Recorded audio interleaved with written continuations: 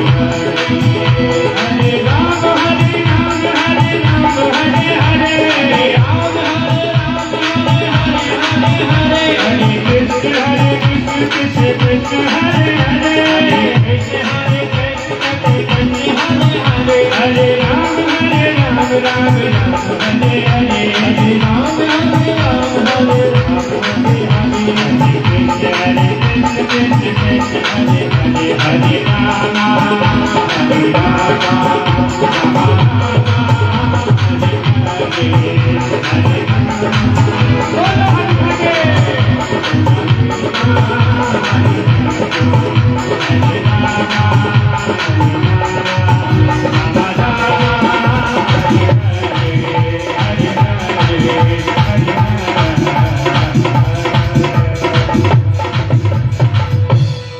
कृष्ण कन्हैया लाल की जय।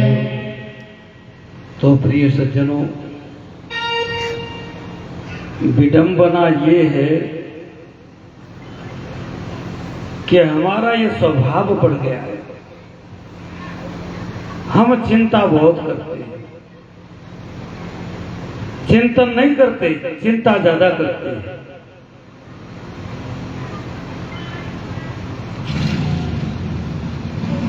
जीवन में चिंता को मिटाओ और चिंतन को बढ़ाओ। अब ये चिंतन कैसे बढ़े और चिंता से मुक्ति कैसे मिले, श्रीमद् भागवत यही तो सिखाता है। राजाओं का चरित्र उन्हीं का मिलेगा जिनका जीवन महापुरुषों से जुड़ा हुआ, भगवान से जुड़ा हुआ।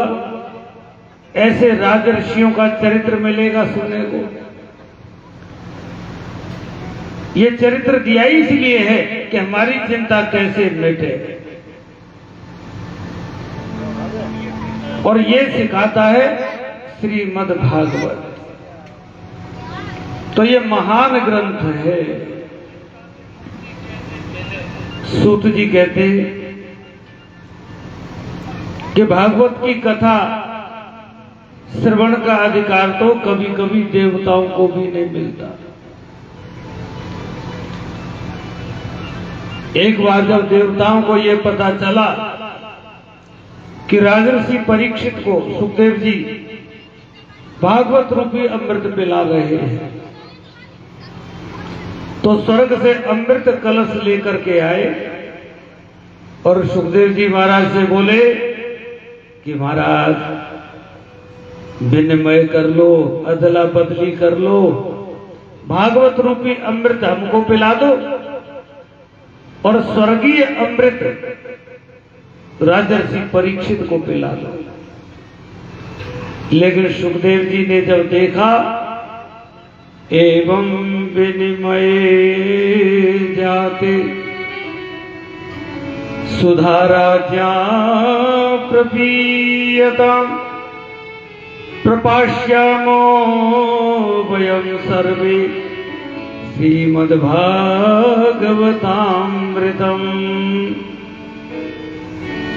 क्व कांचः क्व मणिर्महा, कहा तो कांच और कहा महामणि।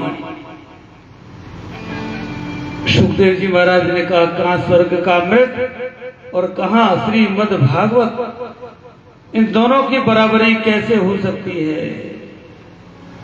अरे स्वर्ग में जाकर के वहां के अमृत का पान करके भी व्यक्ति को गिरना पड़ता है। पुनरपि जननम पुनरपि मरणम पुनरपि जननी जठरे शयनम। लेकिन भागवतामृत का पान जिसने कर लिया उसका तो ये 84 का चक्र छूट जाता है। ये 84 का आवागमन, ये कुचक्र हमेशा के लिए मिट जाता है। आवागमन की छुट्टी हो जाती है।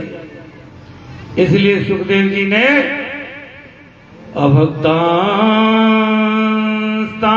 विद्याय न ददौ स कथामृतम श्रीमद्भागवती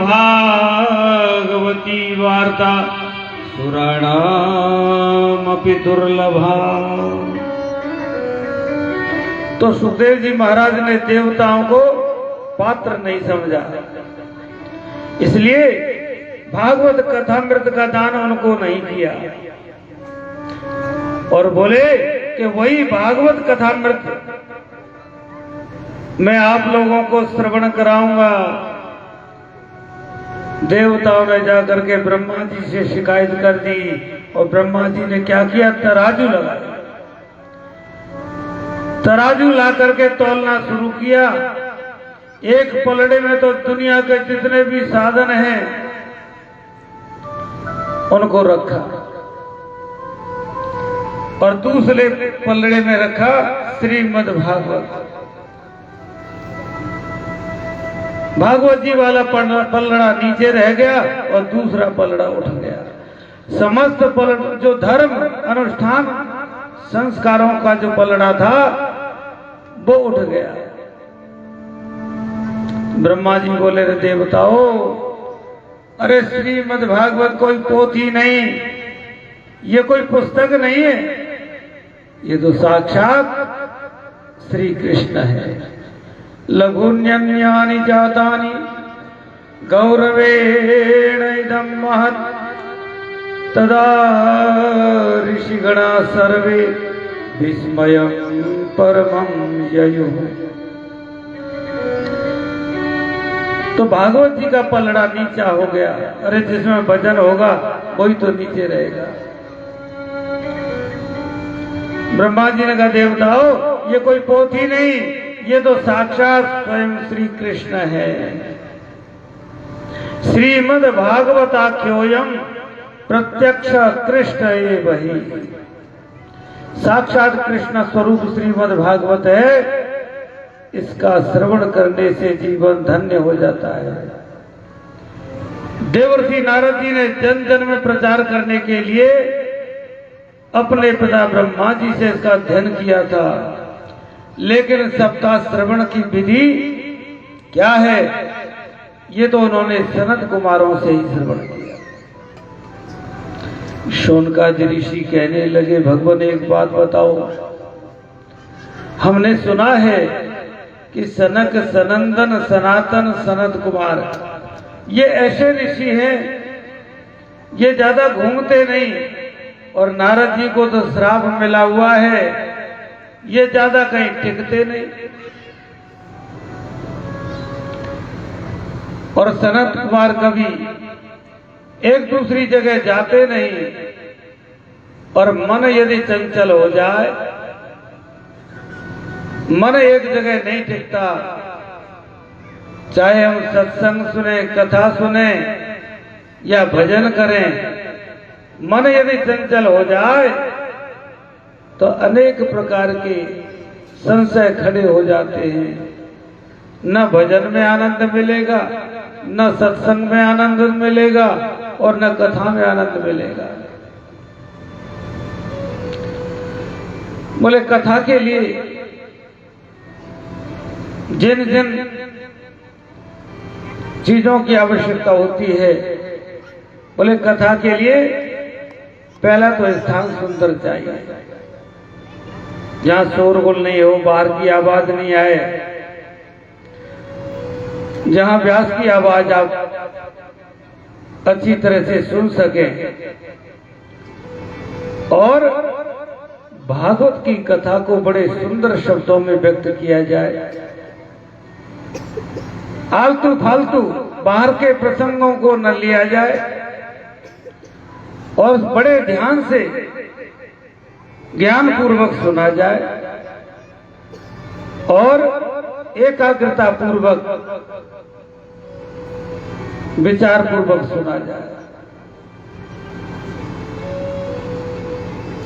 तो सज्जनों, बोले सनत कुमार तो ऐसे हैं जो कहीं घूमते नहीं, और नारद जी ऐसे कि एक जगह बैठते नहीं। बोले फिर सनत कुमारों से नारद जी ने ये भागवत कैसे सुनी? तो सूत जी महाराज कहते हैं, एक बार देवर्षि नारद बड़ी तीव्र गति से चले जा रहे थे।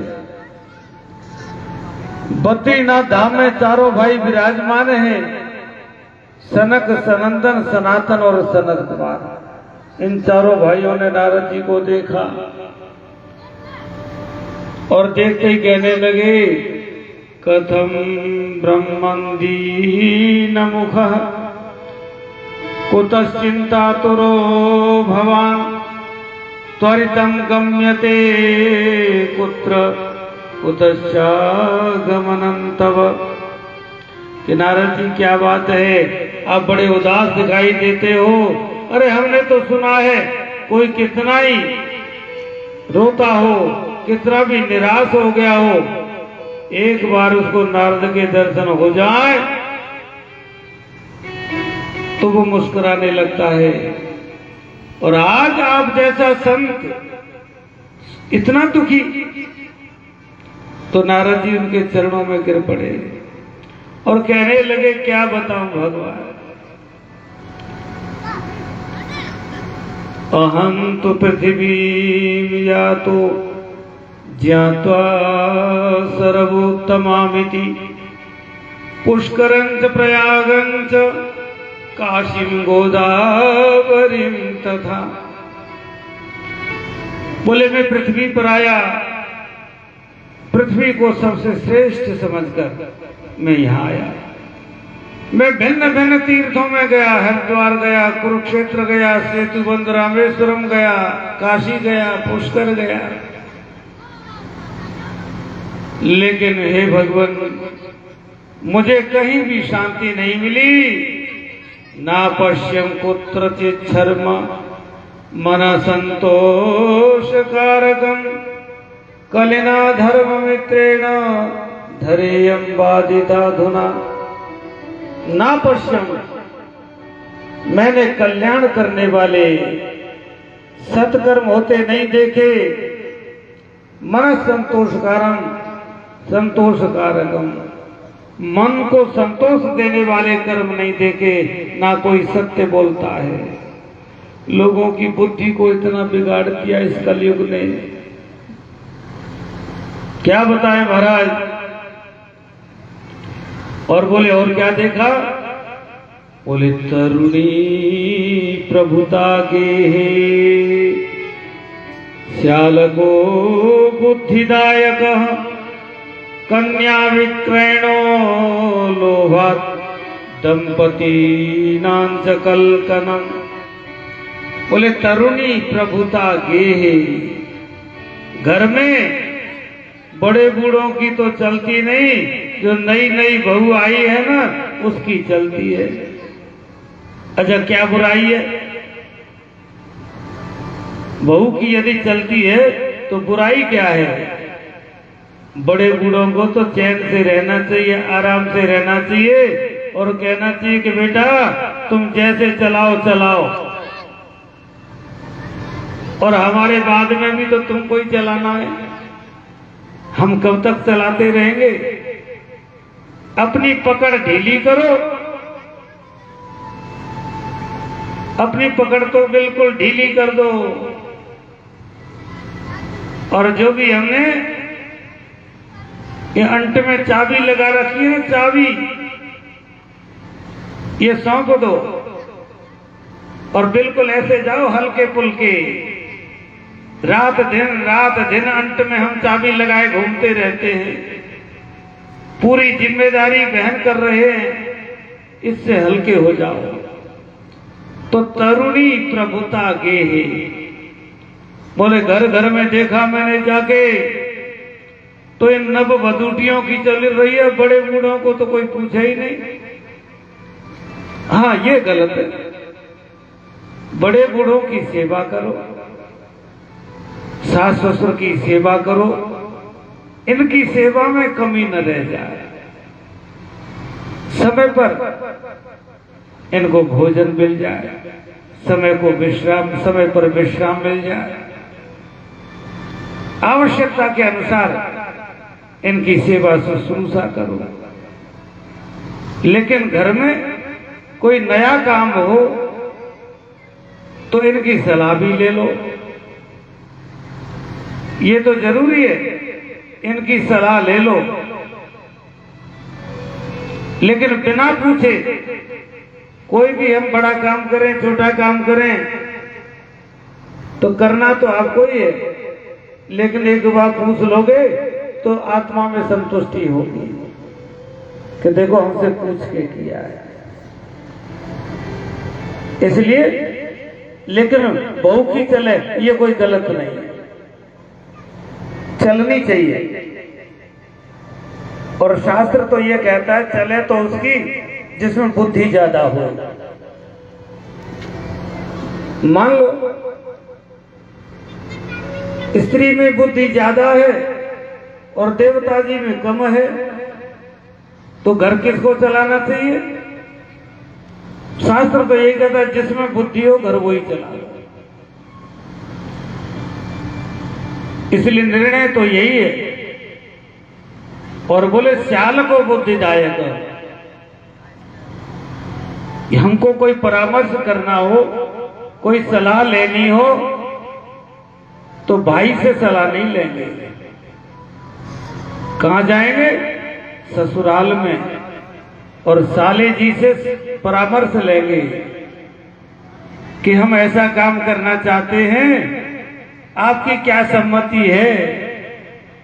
तो भैया को छोड़कर और ससुराल में पहुंचेंगे। तो बोले ससुराल में जो सलाह लेते हैं ना साले जी से, उसका परिणाम क्या होता है? शकुनी का नाम सुना होगा, मामा शकुनी, वही परिणाम होता है। बोले मैं घर घर में गया तो घर घर में मैंने ये लीलाएं देखी, और मैं तीर्थों में भी गया। तीर्थों में गया तो तीर्थों में पाखंडियों ने पाखंड का आश्रय लेकर और तीर्थ को भी विकृत बना दिया। और बोले मैं महात्माओं के आश्रमों में भी गया, महात्माओं के आश्रमों में भी गया, लेकिन मुझे तो वहां भी शांति नहीं मिली। कलिना धर्म मित्रेणा धरेयं बाधिता धुना। कलिका जो मित्र है ना अधर्म, उसने लोगों की बुद्धि को ऐसा बिगाड़ दिया है महाराज। और बोले जब मैं श्रीधाम वृंदावन में गया तो एक बड़ा भारी कौतुक देखा मैंने। एक युवती है और उसके पास में दो पुरुष मूर्छा में पड़े हुए हैं। वो स्त्री चारों ओर देख रही है। उसने मुझे इशारे से बुलाया। नारद जी उसके पास गए तो उसके अगल बगल में दो पुरुष पड़े हुए हैं, वृद्ध पुरुष पड़े हैं। एक है ज्ञान और दूसरा है वैराग्य। ये कलयुग के प्रभाव से दोनों बूढ़े हो गए। नारद जी को पता लगा ये भक्ति देवी है, और भक्ति देवी के ये दोनों पुत्र हैं, ज्ञान और वैराग्य। भक्ति देवी रोती क्यों है? रोती इसलिए है, कोई मां तो युवती हो और बेटे बूढ़े हो जाएं तो मां को शांति मिलेगी क्या? मां को चैन मिलेगा क्या? ये विषमता जहां भी होगी। अच्छा एक बात बताओ, जैसे भक्ति के पुत्र हैं ज्ञान और वैराग्य, ये बूढ़े हो गए तो भक्ति रो रही है, और हमारे तुम्हारे ज्ञान वैराग्य ये बूढ़े हो जाएं और फिर हम सुख चाहें तो सुख मिल जाएगा क्या? सुख तो तभी मिलेगा जब ज्ञान और वैराग्य ये हमारे युवा हो जाएं, ये जवान हो जाएं, तो आपको सुख मिल जाएगा। और ज्ञान वैराग्य आपके हृदय में ये उत्पन्न हो जाए, इसी के लिए तो एक कथा सुनाई जाती है। ये विषमता जिस दिन हमारी दूर होगी हमको सुख मिल जाएगा। हम कहीं भी होंगे, वन में होंगे, घर में होंगे, कैसी भी परिस्थिति में होंगे, ज्ञान वैराग्य यदि दोनों युवा हैं तो हमको सुख मिल जाएगा। तो ये विषमता दूर कैसे हो? इसी विषमता को दूर करती है श्रीमद् भागवत की कथा। तो सज्जनों, ये ज्ञान वैराग्य कलयुग के प्रभाव से बूढ़े हो गए। तो नारद जी ने क्या किया? ज्ञान और वैराग्य को जगाने के लिए, उनके बुढ़ापे को दूर करने के लिए बड़े बड़े प्रयास किए, बड़े बड़े अनुष्ठान किए, वेदों का पाठ किया, यज्ञ किया, वेदांत का पाठ किया, लेकिन कोई असर नहीं हुआ। अच्छा, ये ज्ञान वैराग्य ये कैसे युवा होंगे? आप चाहे संपूर्ण वेदांत पढ़ जाओ, संपूर्ण वेद पढ़ जाओ, तो क्या ज्ञान वैराग्य आ जाएगा? संभव ही नहीं। ज्ञान वैराग्य तो तब आएगा किसी वीतरागी महापुरुष के सानिध्य में, किसी वीतरागी महापुरुष की सन्निधि में आप रहोगे, उनके संसर्ग से जुड़े रहोगे। भले ही आपने वेदांत नहीं पढ़ा हो, गीता नहीं पढ़ी हो, रामायण नहीं पढ़ी हो, तो भी आपको ज्ञान और वैराग्य की प्राप्ति हो जाएगी किसी महापुरुष के सानिध्य से। तो नारद जी ने गीता भी सुनाई, वेद भी सुनाए, वेदांत भी सुनाया, लेकिन कोई फर्क नहीं पड़ा, क्योंकि गीता, वेद, वेदांत जो रात दिन यूनिवर्सिटी लेवल पर जो पढ़ा रहे हैं विश्वविद्यालय में, वो तो बहुत बड़े विद्वान हैं जो रात दिन पढ़ा रहे हैं। ज्ञान वैराग्य तो उनमें ही पैदा नहीं हुआ। तो ये कोई ज्ञान वैराग्य पढ़ने पढ़ाने से पैदा थोड़ा ही होता है। ये तो जिस दिन पैदा होगा तो किसी वीतरागी महापुरुष के सानिध्य से ही पैदा होगा। तो नारद जी ने भी वेद पढ़ाए, वेद सुनाए, गीता सुनाई, सबको सुनाया, लेकिन ये बूढ़े के बूढ़े बने रहे। इतने में आकाशवाणी हुई। आकाशवाणी हुई, यदि तुम भक्ति के कष्ट की निवृत्ति करना चाहते हो तो सत्कर्म करो। तो सज्जनों, नारद जी कहते हैं कि प्रभु, सनक, सनंदन, सनातन और सनत कुमार से कहते हैं कि आप महापुरुष हैं। मेरे अनंत जन्मों के भाग्योदय से मुझे आपका दर्शन हुआ है। मुझे ये बताइए कि ज्ञान वैराग्य का बुढ़ापा दूर कैसे हो? भक्ति देवी के मन में जो कष्ट है उसकी निवृत्ति कैसे हो? और तीसरी बात, आकाशवाणी ने कहा कि सत्कर्म करो। वो सत्कर्म क्या है? प्रभु, मैं आपकी शरण में आया हूं। सत्कर्म सूचको नूनम ज्ञान यज्ञ स्मृतो बुधई श्रीमद्भागवतालाप सतुगीत सुखादिभि। बोले देखो नारद, यदि ज्ञान वैराग्य के बुढ़ापे को दूर करने का और भक्ति देवी के कष्ट की निवृत्ति करने का सर्वोत्तम यदि कोई साधन है तो वो साधन है श्रीमद् भागवत ज्ञान यज्ञ। श्रीमद् भागवत ज्ञान यज्ञ सप्ताह प्रवचन। नारद जी बोले, मैंने तो वेद का पाठ सुनाया, वेदांत का पाठ सुनाया, कोई असर नहीं हुआ, तो फिर केवल भागवत जी से क्या होगा? सनत कुमार बोले, वेद तो वृक्ष है और भागवत उसका फल है। अच्छा, एक बात बताओ, पेड़ में जड़ से लेकर के शाखा पर्यंत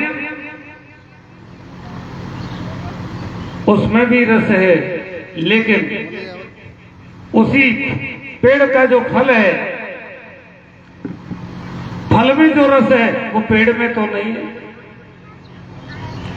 उस फल में जो स्वाद आता है वो वृक्ष में तो नहीं होता। बोले ऐसे ही वेद और वेदांत का जो रसमय सार है वही तो श्रीमद् भागवत है। नारद जी बोले ये बताओ कि हम कथा कहां करें? सनत कुमारों ने कहा हरिद्वार में जाओ, गंगा जी का एक सुंदर तट है, आनंद नाम का जहां घाट है वहीं पर कथा करो। तो नारद जी ने बड़ा सुंदर मंच बनाया, चारों भाइयों को उस मंच पर बैठा दिया। अब भागवत को कराने वाले तो नारद जी हैं, और नारद जी कैसे विरक्त हैं। यदि गृहस्थ है तो भागवत की कथा सपत्नी को सुननी चाहिए, पत्नी के साथ सुननी चाहिए, और हर कार्य में पत्नी को बाईं तरफ बिठाया जाता है। लेकिन कोई धार्मिक अनुष्ठान करना हो, कथा सुननी हो, सत्संग सुनना हो, अनुष्ठान करना हो, तो पत्नी को किधर बिठाते हैं? दाहिनी तरफ। ये जान मार्गी होते हैं। लेकिन ये नारद जी तो महात्मा है, पत्नी कहां से लावें, इसलिए अकेले बैठे हैं और 3 आसन सामने बिछा दिए भक्ति ज्ञान और वैराग्य के लिए, और कहा हे भक्ति माता आप आओ, आपके कष्ट की निवृत्ति के लिए ही हम भागवत कथा सुन रहे हैं। भक्ति महारानी अपने दोनों पुत्रों के साथ आई। नारद जी बन गए यजमान, मुख्य श्रोता बन गए। तुलसी देवी की स्थापना हुई। अब धीरे धीरे धीरे धीरे पता लगा कि देवर्षि नारद कथा करा रहे हैं और सनत कुमार कथा कह रहे हैं। आसपास के लोगों को पता लगा, महात्माओं को पता लगा, बड़ी भीड़ बढ़ने लगी और कुंभ जैसा वातावरण हो गया। सनत कुमार जी भागवत जी की व्याख्या करने लगे, भक्ति ज्ञान वैराग्य, अपने अपने आसनों पर आके बैठ गए। बड़ा ही सुंदर व्याख्यान किया। शास्त्र कहते हैं कि शास्त्र के विषय में कभी शंका मत करो, लेकिन शंका यदि होती है तो जिज्ञासु बन करके पूछो। परीक्षा लेने की दृष्टि से नहीं, जिज्ञासु बन करके पूछो। जब भी अवसर मिले उस अवसर पर आप शंका का समाधान कर सकते हो। तो सनत कुमार जी कथा सुना रहे हैं और भक्ति अपने पुत्रों को साथ में लेकर के विराजमान है। किसी को दिखाई नहीं देती भक्ति। अच्छा, दिखाई क्यों नहीं देती? भक्ति ज्ञान और वैराग्य ये अमूर्त द्रव्य हैं, ये मूर्त नहीं है। मूर्त का मतलब है इनकी मूर्ति नहीं होती, ये स्थूल नहीं होते, ये सूक्ष्म होते हैं, अनुभव का विषय होते हैं। सनत कुमारों से नारद जी ने कहा कि भगवान क्या मैं एक प्रश्न कर सकता हूं? बोले हाँ। बोले यदि कोई भक्त व्यक्ति है, भागवत श्रवण करके मुक्ति पाता है तो कोई आश्चर्य की बात नहीं। यदि कोई ज्ञानी पुरुष है और भागवत की कथा सुन करके उसको मोक्ष होता है तो कोई बड़ी बात नहीं। कोई तपस्या कर रहा है, कोई यज्ञ अनुष्ठान कर रहा है, कोई सत्कर्म कर रहा है और फिर भागवत की कथा सुनने से मुक्ति पाता है तो कोई आश्चर्य की बात नहीं। भगवान मुझे ये बताइए कि जिस व्यक्ति ने कभी सत्कर्म नहीं किया, जिसने अपने जीवन में सत्कर्म नहीं किया, दुराचार परायण जिसकी मनोवृत्तियां बनी रही और जो क्रोध रूपी अग्नि में हमेशा जलता रहता है, ऐसा दुराचारी पापी व्यक्ति वो यदि उसकी भी मुक्ति हुई हो, उसके जीवन में कोई परिवर्तन आया हो, जिसने जीवन में कभी सत्य नहीं बोला, कभी सत्य संभाषण नहीं किया, और जिसने माता पिता की कभी सेवा नहीं की, और वर्ण संकर की पद्धति से जो पैदा हुआ है, व्युत्क्रम विधि से जो पैदा हुआ है, और 5 प्रकार के उग्र पापों को जो करता है, ऐसा व्यक्ति 7 दिन तक भागवत सुन ले और उसका मन पवित्र हो जाता है। बोले मैं तो यहां तक कहता हूं कि जिसने जीवन पर्यंत पाप कर्म किया हो और पाप कर्म करते करते उसकी मृत्यु हो गई, और मृत्यु के बाद वो भूत प्रेत जिंद बन गया, और उसके नाम से भी यदि कोई भागवत कराए तो उसका जीवन पवित्र हो जाता है, धन्य धन्य तम हो जाता है, और वो मुक्त हो जाता है। नारद जी कहने लगे, महाराज ये बात तो बड़ी विचित्र लगती है, समझ में नहीं आई। अरे जिसने जीवन पर्यंत पाप कर्म करने किया हो और मरने के बाद भूत प्रेत बन जाए, और फिर भी उसके नाम से कोई भागवत कराए तो उसका मोक्ष हो जाता है, मुक्ति मिल जाती है उसको। तो नारद जी को सनत कुमारों ने एक बड़ी सुंदर कथा सुनाई, कैसे कैसे प्रेतात्मा व्यक्ति भी भागवत को सुन करके मोक्ष प्राप्त कर लेते हैं। तो सज्जनों, आचार्य सनत कुमार कहते हैं, नारद जी को उद्देश्य करके तुंगभद्रा तटे पूर्व मभूत्पत्तनमुत्तमं यत्र वर्णा स्वधर्मेण सत्य सत्कर्म तत्परा। बोले तुंगभद्रा तटे, तुंगभद्रा नाम की नदी है, उसके तट पर,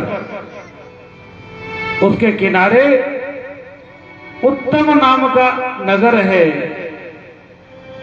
अभूतपूर्वम, और कितना सुंदर नगर है कि जिसमें सभी धर्मों का पालन करने वाले, वर्णाश्रम धर्म का पालन करने वाले सभी तरह के लोग उसमें वास करते हैं।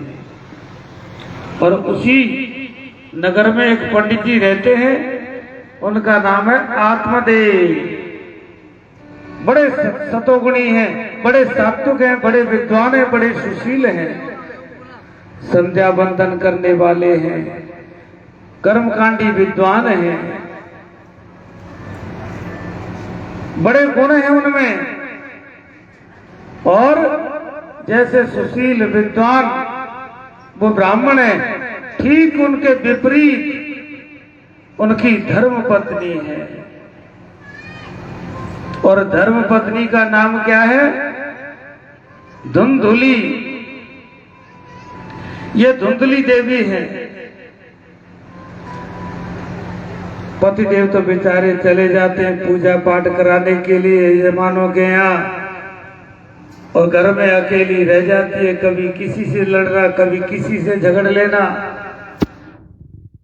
भाई टाइम पास कैसे होगा? टाइम पास करने के लिए तो बहुत सारे साधन है, टीवी खोल के बैठ जाओ। और कितने लोग तो ऐसे हैं जिनका टाइम पास नहीं होता ना, ताश खेलने बैठ जाए तो उनको यही ध्यान नहीं रहता कि भोजन भी टाइम पर करना है कि नहीं करना है। भोजन के लिए बुलाने के लिए आएंगे, कई कई बार आएंगे, लेकिन ऐसे मस्त हो जाते हैं तो हमने टाइम पास करने के साधन बना रखे हैं। ऐसे ही ये धुंधुली भी कभी पड़ोसियों से, कभी अगल बगल वालों से, कभी किसी से झगड़ लेना। टाइम पास तो करना पड़ेगा। कई लोगों का स्वभाव होता है। ध्रुवघटा में हमने कई बार देखा, चाहे महात्मा हो या कोई आम आदमी हो, वहां रहने वालों की बात कर रहे हैं हम। भजन करता हो, स्वाध्याय करता हो, बहुत अच्छी बात है। स्वाध्याय करने वाले को, भजन करने वाले को कभी छेड़ना नहीं चाहिए। भजन करने वाले को, स्वाध्याय करने वाले को हम कभी छेड़ते नहीं। और जो भजन नहीं करता, जो स्वाध्याय नहीं करता और टाइम पास करने के लिए वो सोचता है कोई आवे बातचीत करने के लिए, टाइम पास कैसे हो, तो उसको हम नहीं छोड़ते। उसको तो बिजी, कहीं न कहीं बिजी रखो, कहीं न कहीं उसको लगाए रखो। और जहां वो खाली होगा तो खाली दिमाग शैतान का होता है, खुरापात करेगा वो। कहीं न कहीं उसको लगाए रखो। भजन करता है कोई, इससे उत्तम कुछ नहीं है, लेकिन भजन बातों से नहीं हो जाता है। भजन के लिए आपके अंदर वो क्षमता होनी चाहिए, पहले वो क्षमता पैदा करें। धुंधली का टाइम पास कैसे हो, तो वो टाइम पास करने के साधन आजकल जैसे घरों में है ना, रात दिन टीवी खोल के देखते रहो, ताश खेलते रहो। और अब तो मोबाइल हाथों में ही रहता है, किसी से बात करने की जरूरत ही नहीं है, किसी की भी आवश्यकता नहीं है। आपका टाइम पास होता रहेगा, लेकिन इस टाइम से आपका जीवन नहीं बनेगा। ऐसा ही धुंधली का। लेकिन सायंकाल जब पतिदेव आते हैं, बड़ा सत्कार करती है, बड़ा प्रेम दर्शाती है धुंधली। लेकिन भगवान छल कपट से थोड़े मिलते हैं, भगवान सच्चे प्रेम से मिलते हैं। निर्मल मन जन सो मोहि पावा, मोहि कपट छल छिद्र न बाबा। अपने मन को निर्मल बनाओ तो भगवान मिल जाएंगे। और छल कपट यदि रहेगा, हमारे अंदर, हमारे हृदय में कितना छल कपट है, ये कोई पोथी देख करके पता लगेगा। स्वयं को पता लग जाता है कि हमारे अंदर कितना छल कपट है, पोथी खोलने की जरूरत नहीं है। तो धुंधली के अंदर छल कपट है। अपना टाइम पास करने के लिए धुंधली खोजती है कि मेरा समय पास कैसे हो। तो सज्जनों, आत्मदेव के यहां सारी चीजें हैं, सारी वस्तुएं हैं, कोई अभाव नहीं। लेकिन सब कुछ होते हुए भी एक चीज नहीं। और जो चीज नहीं होती है ना, वो ही कांटे की तरह चुभती रहती है। बाकी चीजों का हम धन्यवाद नहीं देते भगवान को कि हमारे पास ये भी है, वो भी है, वो भी है। उसका धन्यवाद हम नहीं करते भगवान को। लेकिन जो चीज नहीं है, रात दिन हमारी आंखों में वही रहती है वो चीज, कि ये कब मिले, ये कैसे मिले। तो आत्मदेव के पास सब चीज है, केवल एक चीज नहीं है। वो क्या नहीं है? बेटा नहीं है। तो रात दिन चिंता में पड़े रहते हैं। धन की कमी नहीं। तुलसी की स्थापना तो घर घर में होनी ही चाहिए। तो तुलसी का बिरबा भी है आत्मदेव जी के घर में। प्रतिदिन जल से सींचते हैं, लेकिन फिर भी हरी भरी नहीं होती, सूख जाती है। घर में गाय भी है, गाय की सेवा करते हैं, खूब सेवा करते हैं, लेकिन गाय बांझ हो जाती है। एक दिन पंडित जी बैठे बैठे रो रहे थे, तो विचारने लगे कि मैं तुलसी जी को रोज जल देते, प्रतिदिन जल से सींचता हूं और फिर भी सूख जाती है। मैं गाय की इतनी सेवा करता हूं और फिर भी गाय बांझ रह जाती है। किसी पड़ोसी ने कहा, महाराज हम बरसों से देख रहे हैं, आप जो पेड़ पौधा लगाते हो ना कोई फल देते और ये सूख जाते हैं, और आप गाय रखते हो ना, ये भी कोई बछड़ा बछड़ी कुछ नहीं देती, क्या बात है महाराज?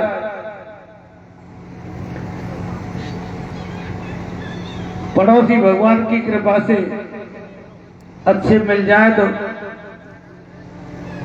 शांति से जीवन गुजर जाता है, लेकिन कोई कोई पड़ोसी तो ऐसे खतरनाक मिल जाते हैं,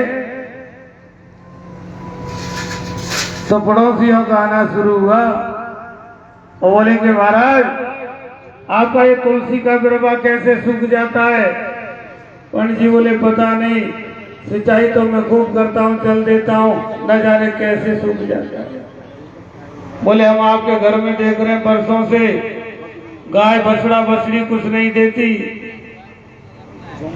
क्या चक्कर है? बोले, महाराज मैं सेवा तो खूब करता हूँ, लेकिन ना मालूम। बोले, आपके यहाँ ये जो हो रहा है ना, वो इसलिए हो रहा है कि आपके यहाँ कोई बेटा नहीं है। इतना दुख हुआ आत्मदेव को, इतना दुख हुआ, और सोचने लगे, मेरे से मेरे पितर सुखी नहीं, क्या करूं? मेरे कोई बेटा नहीं, बेटी नहीं, बैठे बैठे रोने लग गए। मैंने ऐसा कौन सा पाप कर्म किया है कि मेरे कोई पुत्र नहीं? अरे मेरी गऊ बांझ हो गई। ऐसा सोचते सोचते आत्मदेव जी वन में चले गए, और वन में बैठे बैठे उनको कई दिन हो गए,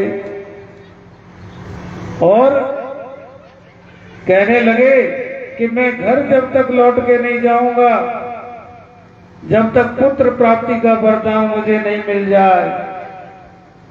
एक महात्मा जी आ रहे थे उसी जंगल में से। महात्मा जी ने देखा तो चेहरा देख करके पता लग जाता है कि व्यक्ति दुखी है, सुखी है। महात्मा जी ने देखा आत्मदेव को और सोचने लगे, ये तो कोई विद्वान ब्राह्मण है, लेकिन दुखी है। और पास में आकर के बड़े प्रेम से पूछा, कथम रोदेशी विप्र तुम काते चिंता बलियसी बद तुम सत्वरम मह्यम स्वस्य दुखस्य कारणम। कि पंडित जी आप रोते क्यों हो? आप तो कोई बड़े विद्वान मालूम पड़ते हो, और फिर क्यों रोते हो? आपको क्या दुख है, मुझे बताइए। तो महात्मा जी के पैरों में गिर करके रोने लगे। बोले, महाराज क्या बताऊं, मैंने जो पाप